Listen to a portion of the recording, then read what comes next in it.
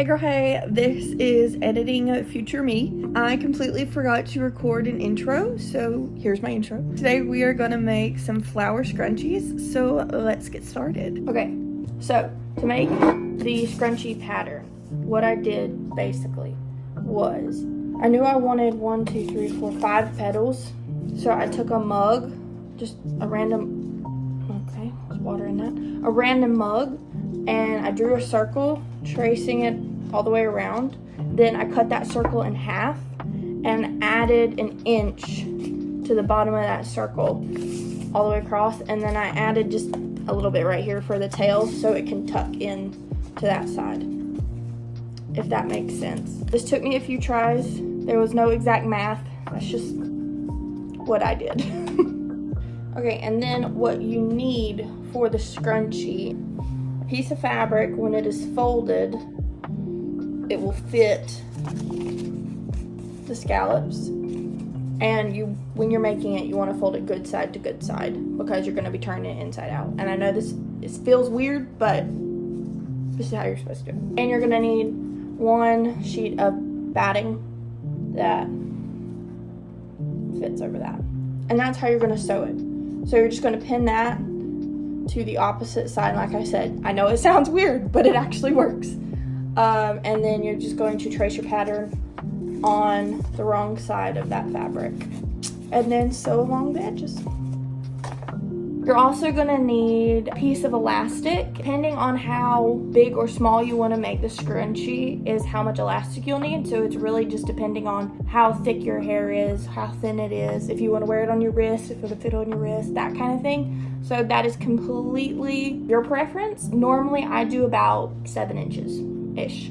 Now, when you start sewing your scrunchie, you do not want to sew that line first. You want to sew this line first because you want to leave a space where you can turn your scrunchie inside out. Now, when you come to your first corner, you want to leave the needle in the fabric, pick up your foot and turn it to where you need it and continue sewing. These curves are kind of tricky, but with a lot of practice, you'll get the hang of it. It took me a few scrunchies before I was happy with how it looked. Now, when you come to where your petals collide, you're going to want to do 2 stitches in between each petal. It just helps secure that line to make it stronger for when you turn it inside out and push out all of the curved stitching. And when you come to the very end, you're going to want to leave a good space so you can still turn it inside out and back stitch your stitching. So now it's time to trim off all of the excess fabric on your scrunchies. So all you're going to do is take some pinking shears and trim all the way around each curve, making sure to clip it close enough where there won't be any bulkiness to your scrunchie, but not too close where when you turn it inside out, your stitching will come out of the fabric. You also don't have to use pinking shears. You could just use regular old scissors and just cut the curves. So that means just cut little bitty lines over all of the curves. It kind of takes a long time, but that's what I did before I got my pinking shears.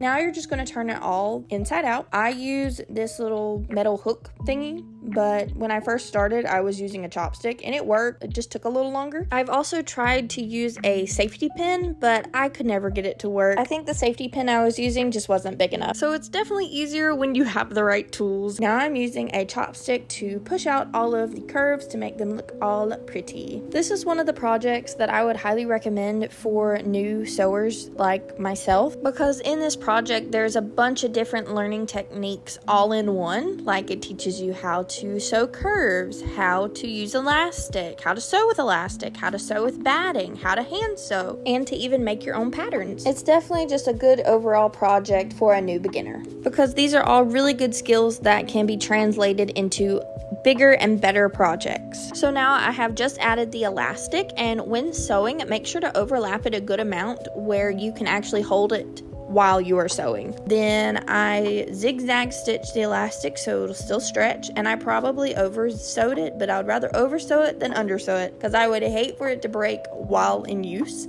That would not be fun. Now it's time to close up the scrunchie, and all you do is just combine each side together and hand sew it up. It definitely takes me a lot longer to hand sew. I try to make sure that the stitching is not visible, and I probably over sew it as well because I don't want it to break. I absolutely love making these for my local farmers market because it is some of the sweetest moments watching little girls run up to my booth, find these scrunchies, and put them right in their hair. And it is just such a cute little moment, and it makes my heart so happy. They're also just really cute, and I love to wear them. Well, I hope you enjoyed this video, and I hope you come back for more fun videos in the future. See you later!